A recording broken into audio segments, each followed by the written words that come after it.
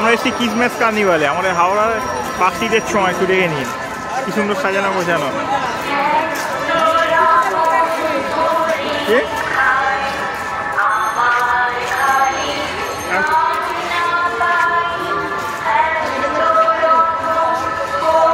চা খাবে নাকি?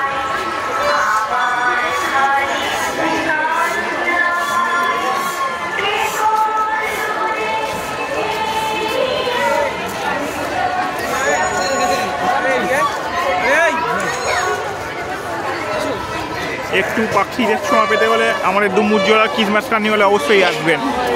23শে ডিসেম্বর থেকে 1 জানুয়ারি পর্যন্ত চলবে ক্রিসমাস কার্নিভাল। যারা পার্ক স্ট্রিট যায় একবার হাওড়া এসে দেখবেন, নিশ্চয়ই মজা পাবেন আপনারা।